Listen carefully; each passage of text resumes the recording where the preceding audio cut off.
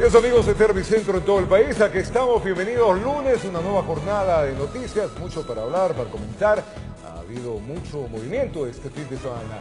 Berito, querida, buenos días, y Dianita, bienvenida. ¿Qué tal, Robert? Amigos televidentes, un gusto estar de nuevo con ustedes. Estamos ya lunes 3 de julio de 2017. Bienvenidos a los informativos, 3 horas de información que iniciamos en este momento.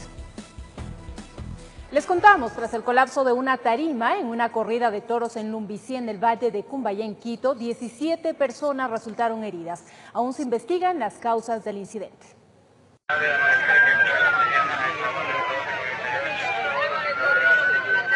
Momentos de angustia se vivieron en una corrida de toros que se realizó este sábado en Lumbicí, valle de Cumbayá, cerca de Quito, aproximadamente a las 2 de la tarde cuando inició el evento. Una parte de la plaza donde se encontraban los asistentes colapsó.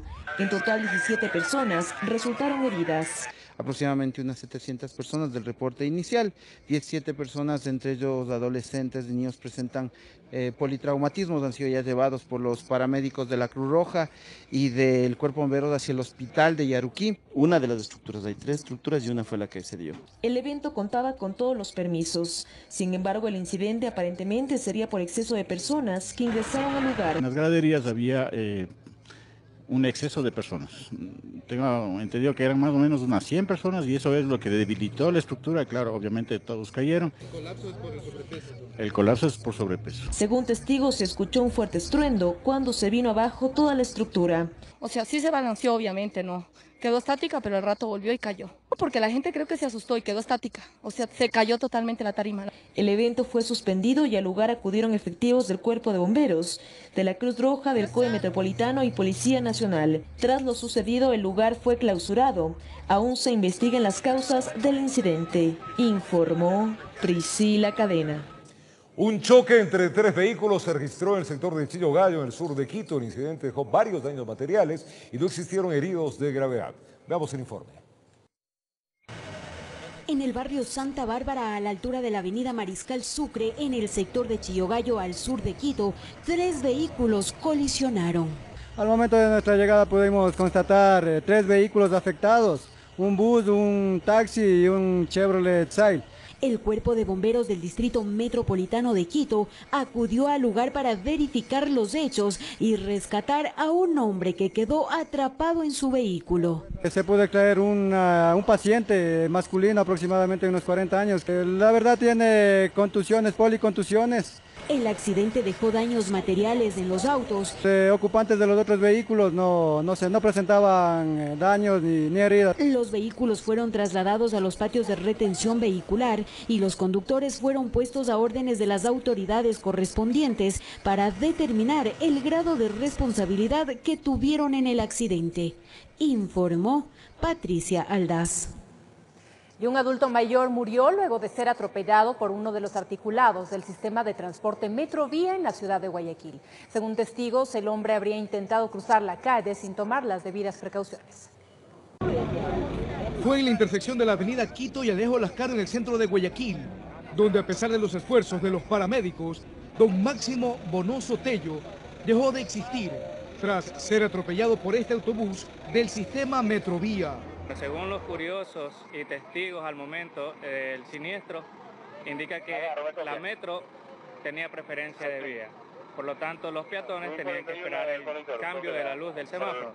Esto es solamente presunciones. En el sitio, testigos indicaron que el hombre de aproximadamente 75 años intentó cruzar la calle, aparentemente sin percatarse del micro. El chofer venía bien. Ya, porque el semáforo estaba en verde, le daba paso, era él. Ya, viene el señor y se lanzó. Una señora dice que ella también fuera la muerta, porque ella venía a agarrar al señor y no, ella lo jala todavía. Una señora lo quiere agarrar, pero él se le va en banda. A lo que cruza, el Metrovía se abre para acá. Y ahí es cuando lo impacta. Los pasajeros quedaron uno encima de otro, del frenazo. Doña Inés Velázquez comenta que ella caminaba junto al adulto mayor y que intentó prevenirlo. Él iba, a lo que él cruzó, yo también iba a cruzar, porque como estaba en rojo, yo dije que está en rojo, igual él cruzó, yo voy a cruzar. Pero antes me detuve, como que algo me dijo, no cruces, mejor me quedé tranquila. Y cuando ya vimos, ya el señor estaba. Sí, los dos fuéramos los dos fuéramos los accidentados. El conductor permaneció en el lugar tratando de asistir a la víctima. Me aparece repentinamente, yo ya lo alcanzo a ver enfrente mío en el parabrisas. Yo lo que hago es frenar, escribo el bus, pero ya fue tarde, maestro. El cuerpo del infortunado fue llevado al laboratorio forense, el autobús al centro de retención vehicular y el conductor ante un juez de delitos de tránsito, informó Ítalo Ruiz.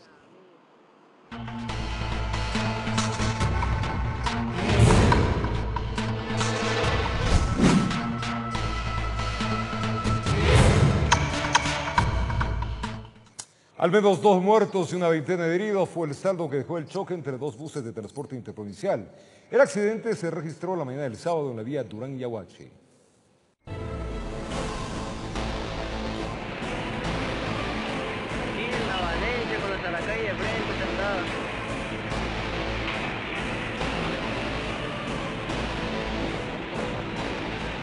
El choque frontal entre los autobuses de las cooperativas Valencia y Saracay se registró pasadas las 8 de la mañana del sábado, frente a la ciudadela El Recreo, en un tramo de la vía Durán-Yaguachi.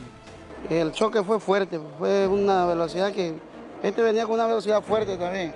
Estos siempre también vienen hacia cualquier cantidad de velocidad. ¿Venían en exceso de velocidad? Vienen en exceso de velocidad. Yo venía tejiendo, ya, entonces lo que sentí fue yo el golpe.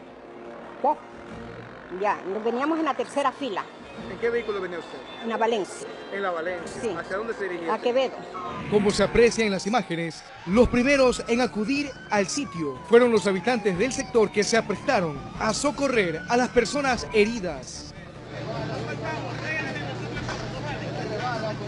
Lo principal es que rompieron las ventanas, entonces lograron sacarle por la ventana a las personas que estaban, claro, pidiendo su respectiva ayuda. No, no se pudo ver nada. Lo único fue que escuchamos un grito del señor chofer. ¿Qué pasó? Él gritó y luego vimos que el carro se desvió. Venía casi intermedio. ¿Intermedio? Sí, pero el golpe fue fuerte, tremendamente fuerte. Que los pasajeros nos balanzamos encima de los asientos. Me golpeé con los asientos, me golpeé debajo de las rodillas. Asumimos que es una invasión de carril de uno de los participantes. Estamos recién en las investigaciones, ya el señor fiscal tiene conocimiento sobre esta situación. Estamos esperando las investigaciones pertinentes. Al momento, 2 personas fallecidas y 26 heridos. Y estamos todavía contando. Uno de cada vehículo, uno de la Valencia y uno de la Saracay. De acuerdo con versiones de los lugareños, la maniobra de un tráiler habría originado el percance vial. Cabezal rojo que está ahí guardado. ¿Ya? Ese de ahí, y ahí viene la Valencia a una velocidad fuerte. A lo que viene la velocidad fuerte, lo impacta el de acá porque no avanzó a detenerse. Se tiene conocimiento que la motivación o el móvil habría sido por otro vehículo que viniendo en sentido de Yaguachi a Durán, ingresó al lugar donde estamos. Van a ver a mi espalda un vehículo estacionado, un tráiler color rojo, que estaba ingresando acá. Entonces el vehículo que venía de Durán a Yaguachi, a fin de evitar impactar a ese vehículo, se va al otro carril y en ese momento se produce el accidente con la Saracay. Las personas heridas fueron trasladadas a diferentes hospitales y casas asistenciales en Durán y Guayaquil, mientras que los automotores involucrados al centro de retención vehicular hasta que se establezcan las causas reales que originaron este nuevo accidente que tiñe de sangre las carreteras del país, informó Ítalo Ruiz. 7 de la mañana con 3 minutos y les contamos que un hombre de aproximadamente 45 años de edad falleció en el sur de la capital. Según las autoridades, una descarga eléctrica habría provocado que la víctima cayera del 3er piso de una vivienda cuando realizaba trabajos de construcción. El área fue cercada por miembros de la Policía Nacional, quienes constataron el deceso del individuo. Por su parte, agentes civiles de tránsito colaboraron en el sitio para evitar que se produzca congestión vehicular. Gracias por acompañarnos en esta primera emisión de hoy lunes del Comercio TV en la señal de Televicentro. Vamos a contarles como parte de la instrucción fiscal que se realizó la reconstrucción de los hechos del asesinato de un joven. Los exteriores se los utilizó de una farmacia en Quito. Sus familiares y amigos están solicitando justicia.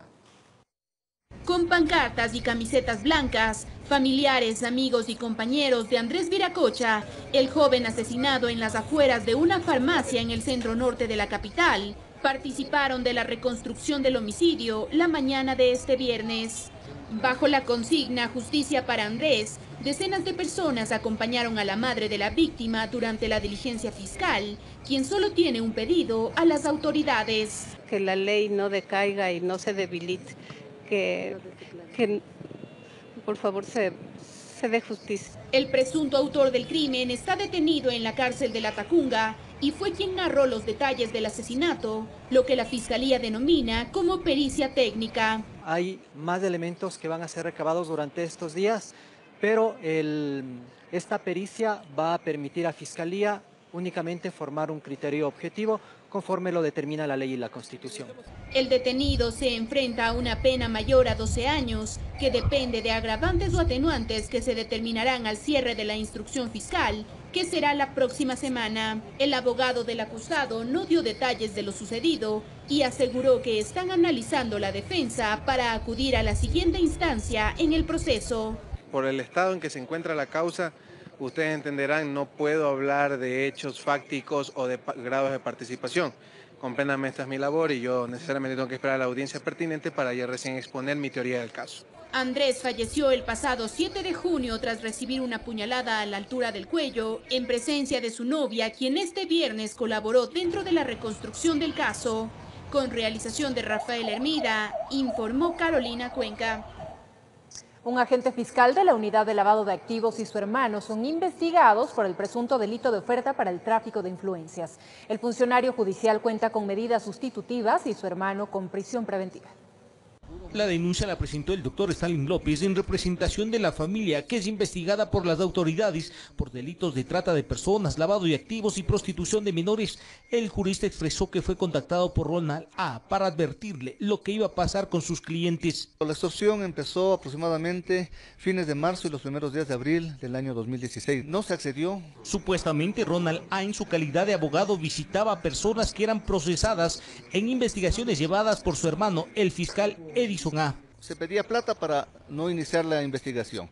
Como no se dio $100,000, se inicia la investigación. Este sería el caso de 4 personas propietarias de varios prostíbulos, cuyos locales fueron allanados meses atrás. Eran investigados aparentemente por delitos como lavado de activos y prostitución de menores. Estaría operando un grupo familiar dedicado a lavar, en este caso, dinero proveniente de un tema de trata de personas. Se sustenta en documentos, transacciones ilegales, transferencias bancarias, adquisición de bienes, venta de bienes.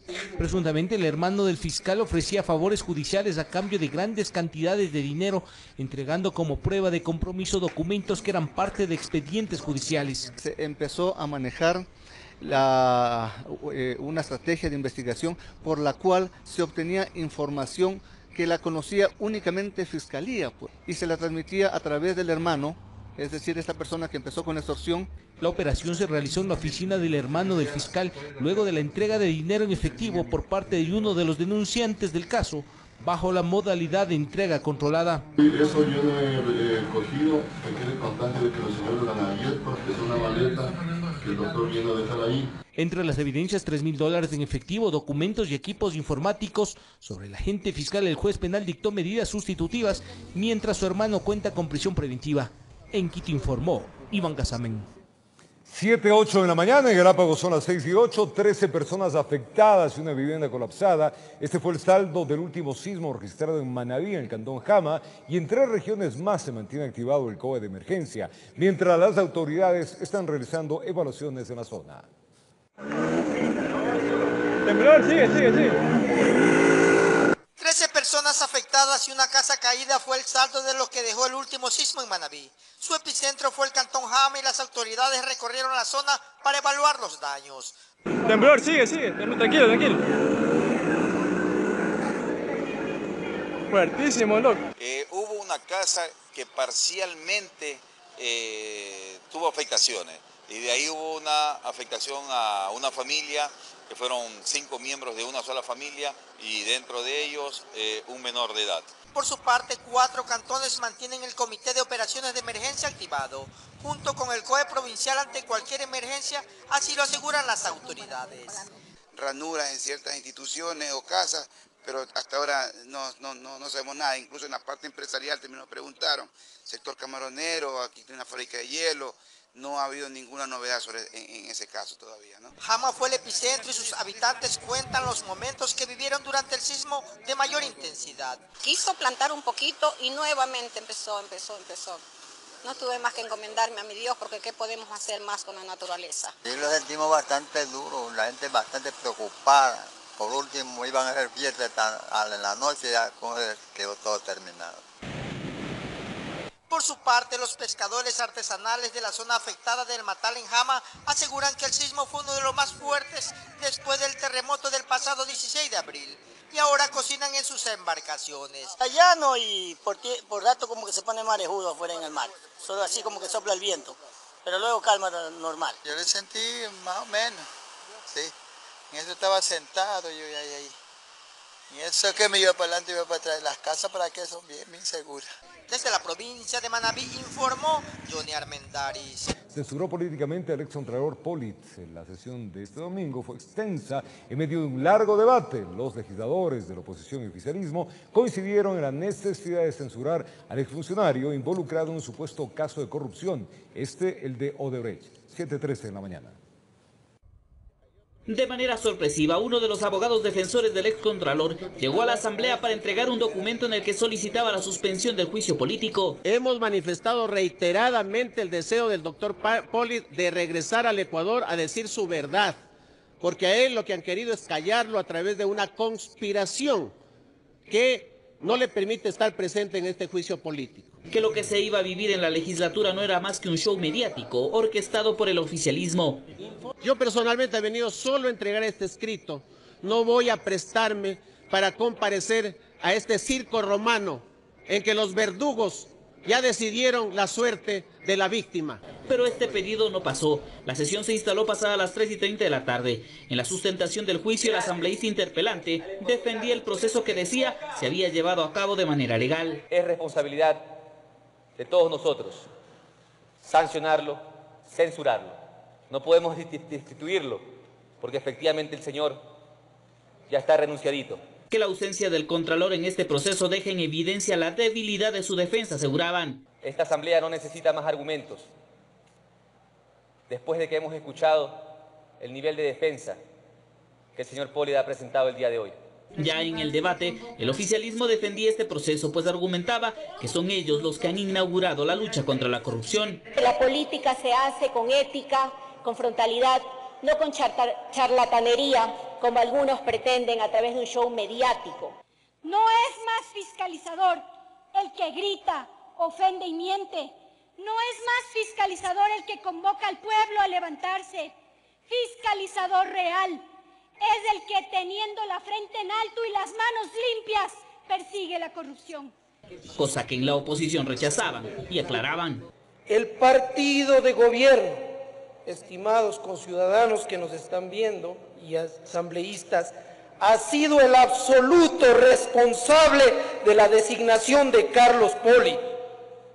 Incluso el expresidente Correa comentó como sellando con broche de oro la actuación del Consejo de Participación Ciudadana y Control Social en una sabatina que se había elegido un contralor de lujo. De tal manera que si el excontralor es censurado por el Pleno, Alianza País, en un acto de honestidad política, debe pedir disculpas al pueblo ecuatoriano por tan equivocada decisión y designación. Tras más de 7 horas de sesión y aún con cerca de 20 pedidos de intervención, el presidente de la Asamblea dio paso a la moción de censura en contra de Polit.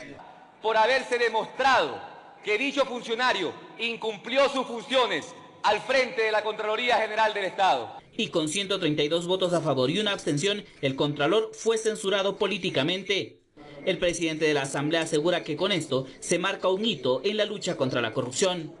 Comienza una nueva fase en esa lucha contra la corrupción que sin lugar a dudas ya se ha venido también institucionalizando en el país. Con esto, la Asamblea emite una sanción simbólica al renunciante excontralor, a quien se lo involucra con supuestos actos de corrupción.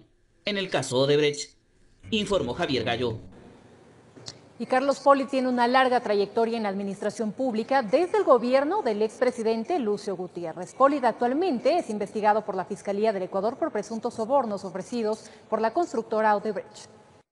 Trabajo profundo contra la corrupción. Carlos Polit es doctor en jurisprudencia y magíster en Derechos Fundamentales y Justicia Constitucional.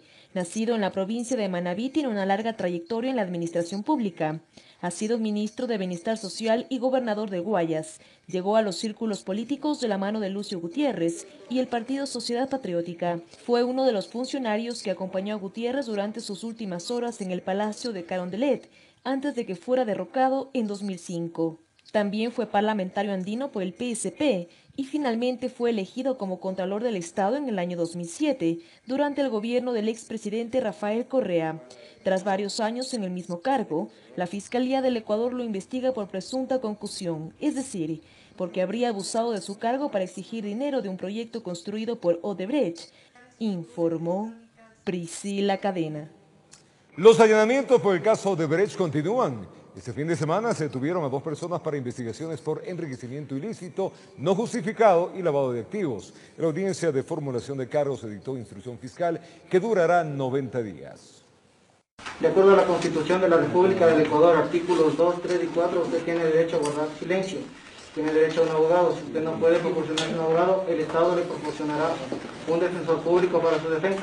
Ese fue el preciso momento en que la Fiscalía leía sus derechos a un presunto implicado en el caso Odebrecht. Es porque él ha mantenido en su poder activos que ya tienen el origen ilícito.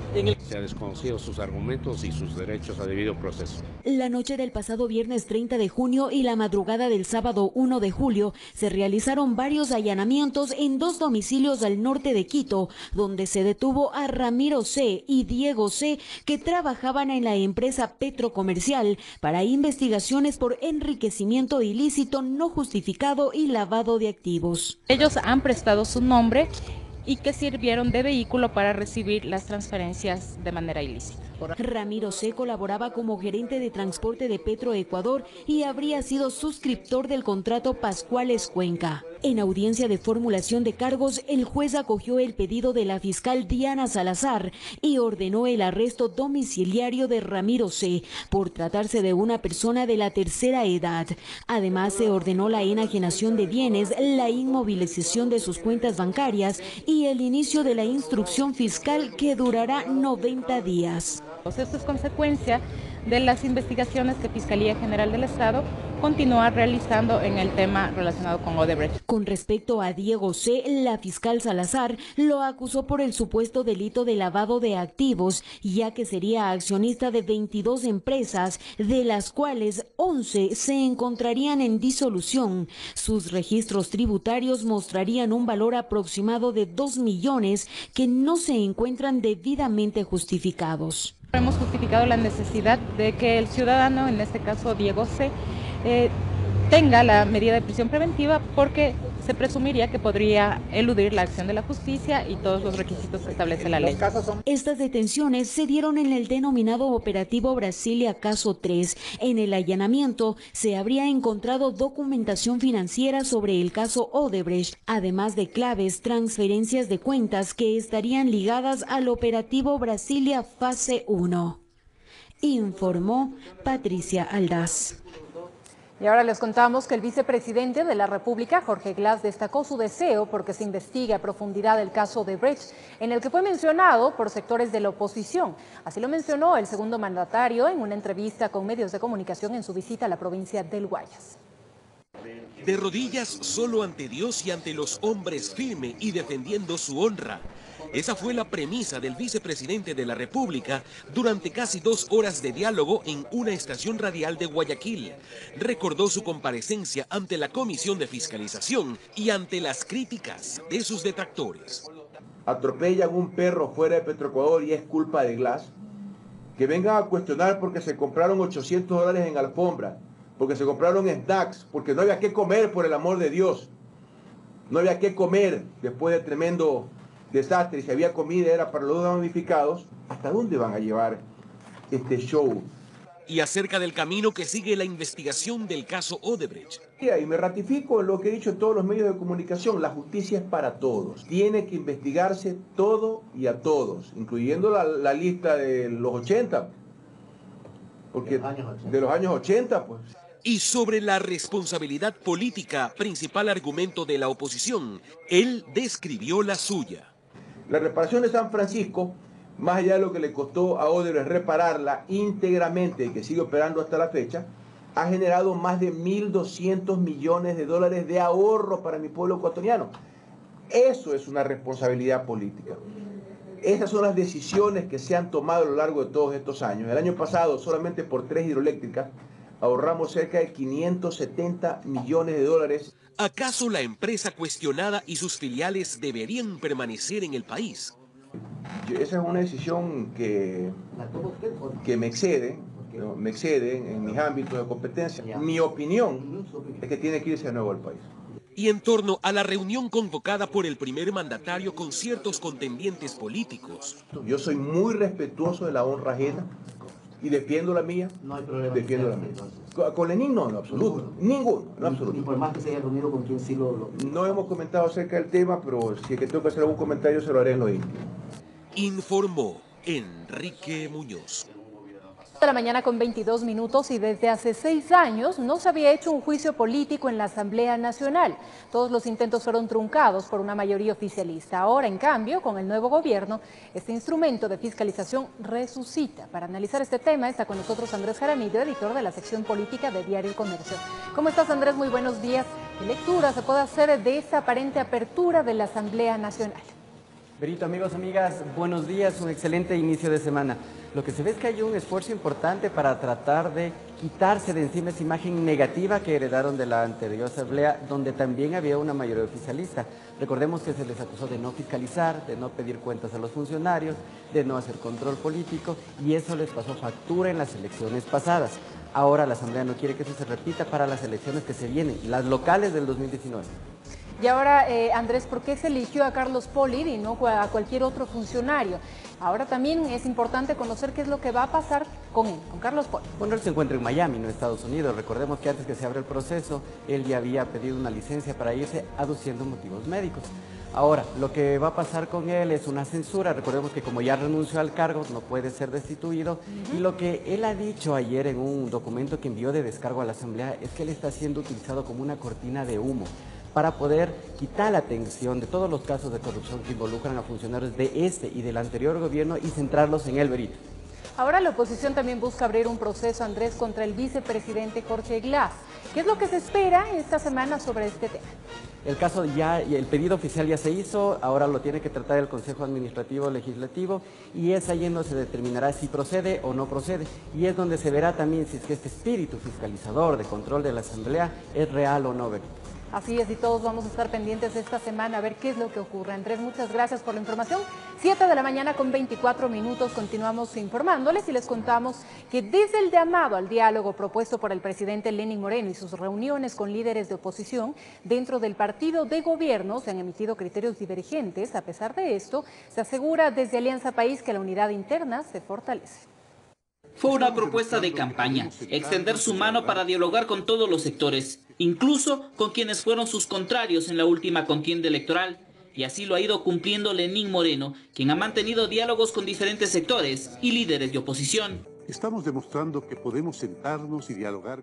Pero esta decisión ha sido criticada desde las mismas filas del partido de gobierno. Ya la secretaria ejecutiva de Alianza País, Gabriela Rivadeneira, aseguraba que reunirse con opositores podría ser peligroso. Me parece sumamente peligroso pues que estemos entablando ya un trabajo en la práctica articulado a sectores social cristianos o a sectores que representan el Bucaramato, que como lo he dicho, representan realmente para nosotros un tema de una alerta importante, sobre todo en la lógica de seguir construyendo memoria histórica en el pueblo. Y esta crítica obtuvo respuestas inmediatas de los sectores de oposición. Lo más incoherente es que el diálogo que propone el presidente de la República tenga detractores adentro de su partido. A ella lo que le interesa es la política. A nosotros, este grupo, lo que le interesa es la gente. Pero con la posición de Gabriela Rivadeneira concuerdan varios legisladores aliancistas. Dicen que el presidente tiene derecho a reunirse con quien considere adecuado, pero que no se puede claudicar. El diálogo como tal no hay que satanizarlo, pero sí que tenga saber con quién y para qué dialogamos. Lo que se cuestiona no es el diálogo, lo que se cuestiona en un momento dado son las formas. Que van a estar atentos a los pasos siguientes que se dé en este llamado al diálogo. Quien ganó las elecciones fue el movimiento Alianza País. Quien ganó las elecciones y a quien respaldaron los ecuatorianos fue al plan de gobierno del movimiento Alianza País. Reconocen que existen fuertes diferencias al interior del partido, pero que esto no significa una ruptura. Eso no quiere decir que se les quebraja el movimiento, ni va a haber gente que está a favor o en contra de esto. El movimiento Alianza País, el bloque del movimiento Alianza País, está más unido que nunca. Que continuarán unidos y que apoyarán al presidente en su afán de seguir en este proceso político. Informó Javier Gallo. Muchísima atención, Ecuador se alista para recibir 8.000 millones de dólares en inversiones mineras hasta el año 2024. En una entrevista con el diario El Comercio, el ministro de Minas, Javier Córdoba, explica los beneficios de estos proyectos. El ministro de Minas, Javier Córdoba, habla sobre los proyectos mineros estratégicos que están en desarrollo y ofrece detalles de las inversiones que se harán en el país. Nosotros tenemos postulados ya desde hace algunos años 5 proyectos. Hago esta aclaración porque eso no quiere decir que tengamos solo 5 proyectos. Quiere decir que hay 5 proyectos que están dentro del Plan Nacional de Desarrollo por SEMPLADES, que están catalogados como estratégicos. Son Mirador, proyecto de cobre en Zamora, Fruta del Norte, proyecto de oro en Zamora, el proyecto Río Blanco de oro en el Azuay, Loma Larga de oro en el Azuay y el proyecto San Carlos Pananza, que es un proyecto de cobre también en la provincia de Morón. Nosotros estimamos que solamente entre esos 5 proyectos, más el proyecto Yurimagua, que también lo venimos analizando muy de cerca, que es un proyecto en Imbabura, debería generarnos alrededor de 8.000 millones de dólares de inversión hasta el año 2024. El funcionario también reconoce que el desarrollo de la industria minera tendrá desafíos que sortear. Más allá de que para mí de manera irreversible la minería, la industria ya ha arrancado en el país, pero evidentemente en el camino yo creo que hay muchos desafíos. El uno es que la ciudadanía conozca, es decir, que le entienda y comprenda la industria minera. Hay muchos mitos alrededor de la minería. Hay muchas cosas que sí debemos preocuparnos, es decir, hacer el seguimiento de que el manejo ambiental sea adecuado, que el manejo comunitario, que cómo se maneje la relación con las comunidades donde ingresa directamente el Estado también es importante, que los beneficios regresen directamente a las comunidades del sector. Córdoba también destaca que la minería a gran escala traerá beneficios para el país. Es una industria muy fuerte en su capacidad de generar economías alrededor, es decir, para desarrollar Fruta del Norte, la idea no solamente es que venga una empresa y extraiga el mineral del suelo, la idea es que para generar eso, o para que se pueda producir esos resultados, necesitamos que se generen toda una industria conexa de proveedores, de servicios, de mano de obra, de capacitación, etcétera, para que pueda una industria desarrollarse. Y eso lo que te genera es como dicen en Chile, un clúster minero o un encadenamiento productivo muy fuerte. Reportó Pedro Maldonado. Momento de hacer una pausa comercial, pero cuando regresemos les vamos a contar que en Santo Domingo un niño de 6 años habría sido atacado por un perro de raza pitbull. Y también al retornar, ira, violencia en los conductores de servicio público. 155 choferes han sido sancionados por agresiones en 2 años. Eso y más, al retornar en la primera entrega de Comercio TV en la señal de Televicentro. Que en Santo Domingo un niño de 6 años habría sido atacado por un perro de raza pitbull. La oportuna intervención de los vecinos evitó que la tragedia sea peor. Los gritos de un niño pidiendo ayuda alarmaron a los habitantes del sector 2 de la cooperativa Santa Marta al sur de Santo Domingo. El menor fue atacado por un perro de raza pitbull. Encontramos el niño ensangrentado, agarrado a la puerta y el perro jalándole la pierna, destrozándole más la pierna. La pierna del niño está bien dañada, la pierna izquierda. Al parecer el niño de 6 años estaba solo cuando una de las mascotas de la familia le causó graves lesiones. Pero lamentablemente la puerta estaba cerrada, tuvimos que treparnos por la parte alta, hacer esfuerzos, rasparnos, no importa eso, pero salvar a la criatura. Tienen guardados esos animales aquí y tienen el pleno conocimiento que ese tipo de animales no se tiene que tener encerrado. Y además eso donde existan criaturas. La oportuna intervención de los vecinos evitó que la tragedia sea mayor. Yo tuve que usar un cuchillo para atacar al animal, pero se quedó el cuchillo, pero no pudimos hacer nada, no lo soltaba. Hasta que tuve que usar una pala y con esa pala tuve que golpear al animal para poder soltar, ahí pudimos sacar a la criatura. Y salir rápido porque el animal nos quería atacar, estaba endemoniado ese animal prácticamente. El menor fue trasladado a una casa de salud, mientras los vecinos temen que algo así se pueda repetir. Por supuesto, yo como padre de familia tengo niños y imagínense, Dios no quiera a uno de mis hijos le pase. Si le pasó al propio hijo del dueño del perro, ¿qué se puede esperar de los otros que somos otros vecinos? Personal policial también fue notificado de la emergencia y elaboraron el respectivo informe del caso. Tocaría de que ellos pongan la respectiva denuncia para que puedan tomar el procedimiento legal las autoridades competentes. Por favor, nos decomisen los 5 perros que hay ahí, pitbull, en 3 casas. Desde Santo Domingo de los Áchilas, informó Gisela Moreira. Vamos a contarles, presten mucha atención, 126 conductores de buses fueron sancionados el año pasado, esto por agredir verbal o físicamente a los usuarios. De lo que va del año, ya suman 29 choferes con este tipo de conducta. Fernando Medina nos comenta cuáles son las causas de la ira de estos conductores. No respetar las señales de tránsito, conducir a alta velocidad y usar el pito en exceso son las faltas que cometen con frecuencia los conductores que manejan de forma agresiva. Incluso hay algunos que llegan hasta los golpes con otros conductores. Hace una semana, por ejemplo, circuló este video en el que 2 transportistas se golpean en el sur de Quito. ¿Pero por qué sucede esto? Durante la acumulación de muchas horas de trabajo, que es un problema también que ellos tienen al trabajar 12, 14 horas, acumula muchísima las tensiones, la preocupación, la depresión, el estrés. Esos factores también influyen en la atención a los pasajeros. Primero la agresión a los pasajeros, luego la agresión entre ellos, y no respetar las señales de tránsito, no respetar las paradas, en general irse en contra de las buenas normas de conducción. De allí que la Agencia Metropolitana de Tránsito dice que en el 2016 se sancionaron a 126 transportistas por agredir verbal o físicamente a los usuarios. En este año, en cambio, ya suman 29 sancionados. Pero los conductores de buses no son los únicos que conducen de forma agresiva. Los conductores de carros livianos también lo hacen. Por eso en las escuelas de conducción les enseñan psicología. Se trata de que los jóvenes o los futuros conductores que estamos nosotros enseñándoles traten o siempre sean conductores defensivos, no conductores agresivos, no conductores que provoquen accidentes de tránsito, sino que ellos sean parte de la solución, no parte del problema. Pero esa capacitación dura apenas 2 horas. Incluso las escuelas admiten que se requiere un cambio en el pensum. Que sí necesitaríamos un poquito más de psicología aplicada dentro del pensum académico. Por eso las escuelas refuerzan el control de la ira en las calles, pues los estudiantes también han sido agredidos por otros conductores. Como le digo, buses que nos cierran, carros que se aproximan demasiado, pitos, insultos a los estudiantes, especialmente a las señoritas. Los señores cobradores de los buses saben lanzarles inclusive centavitos al parabrisas y eso les provoca distracción también a los estudiantes.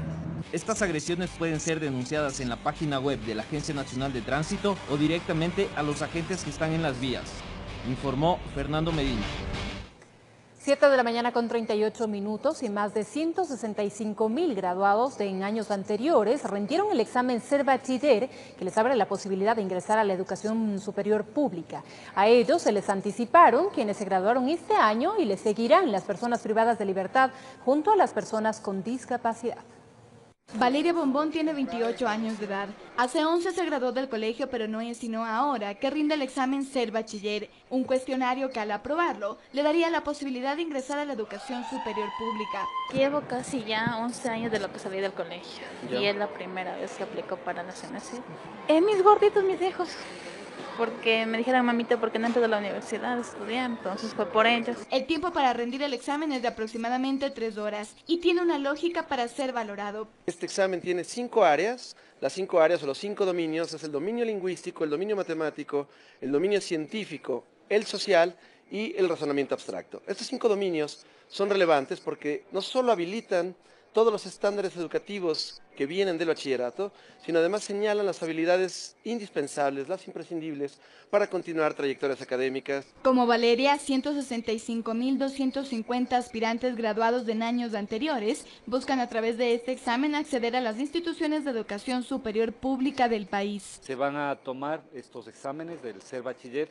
aproximadamente a 292.000 chicos y chicas.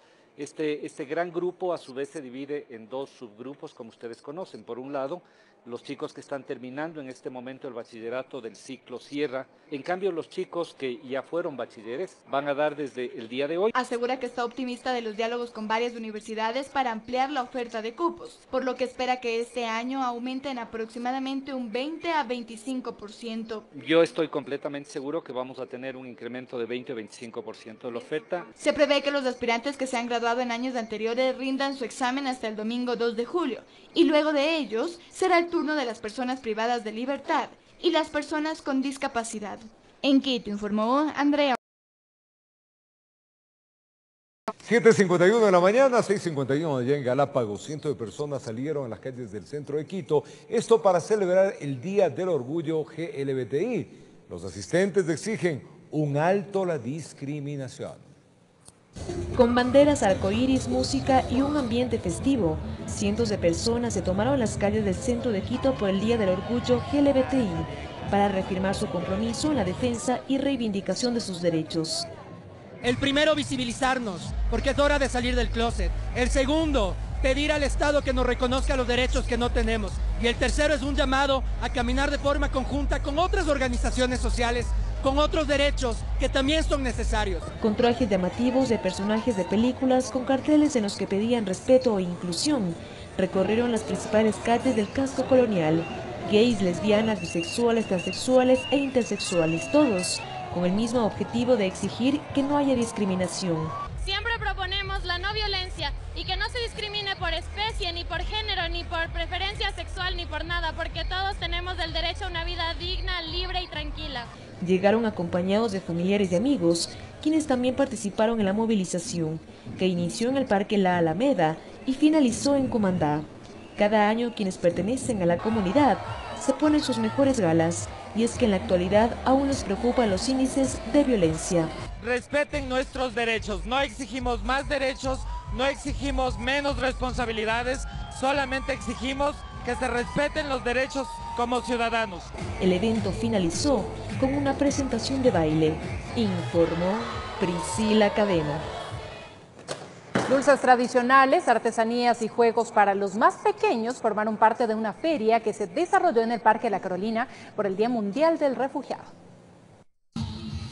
Hermanos venezolanos, peruanos, colombianos y de otros países expusieron sus emprendimientos en una feria que se realizó este día domingo en el Parque La Carolina, norte de Quito. Y de verdad para nosotros ha sido de mucha ayuda porque en este momento ha sido muy difícil y ellos nos han apoyado mucho. Se trata de eventos que buscan ayudar a las personas que se encuentran en calidad de refugiadas en nuestro país para garantizar sus derechos y evitar la discriminación. Las acciones que nosotros hacemos como municipio es la garantía, promoción de derechos, la visibilidad de esta población y por supuesto también una inserción educativa a través de los centros, guaguacentros del municipio de Quito, de los establecimientos municipales. Los beneficiarios del proyecto trabajan en propuestas para su fortalecimiento empresarial, mediante capacitación permanente en diversos temas. Dulces tradicionales, tejidos, artesanías, manualidades y objetos artísticos son algunos de los artículos que se exhibieron. Para poder salir a nosotros adelante y nada, ante todo, muchas gracias a todos y excelente programa que tienen las fundaciones con nosotros los refugiados. Este fue uno de los eventos por el Día Mundial del Refugiado, hermanos que han tenido que huir de sus países por conflictos internos, informó Priscila Cadena. Niños y jóvenes con discapacidad realizaron una casa abierta en el Parque La Carolina, esto en el norte de Quito, donde mostraron sus habilidades y destrezas que adquirieron durante el año lectivo. Miremos. Rostros sonrientes y llenos de felicidad era lo que se observaba en el grupo de danza Sinamune que realizó la casa abierta para demostrar todo lo que sus alumnos han aprendido durante el año lectivo. Para ellos tiene el significado de un logro ¿sí? Que es recompensado con un aplauso, de un reconocimiento de la familia, de un reconocimiento de otros. Sinamune es un grupo de atención para niños y jóvenes con discapacidad que desarrollan destrezas a través de las diferentes actividades. Elaboran un trabajo para exhibirlo y venderlo, y todos para que vean que ellos pueden lograr hacer. El objetivo de este evento fue demostrar a los padres de familia y a los asistentes los procesos de educación, formación y terapia que se brindan en la institución. Prácticamente esto les ayuda muchísimo a ellos, a su desarrollo motriz, a la parte cognitiva, en todas sus áreas, sus funciones básicas, y a la parte motivacional principalmente. Los padres de familia, orgullosos de sus hijos, mencionan la importancia que tienen estos eventos, ya que eso les motiva a los chicos a seguir adelante y a ser parte activa de la sociedad. Aporta mucho para la sensibilidad, de la gente, especialmente de los niños. Las habilidades, las destrezas que tienen estos niños son maravillosos. Contarles que existen las posibilidades, primero a los padres de personas con discapacidad, de que sus hijos puedan hacer cosas bellas, que les den alegría a ellos y a la familia. Sinamune atiende actualmente a 80 alumnos con diferentes discapacidades que gracias al arte han adquirido diferentes habilidades que les han permitido tener un óptimo desarrollo, informó Patricia Aldaz.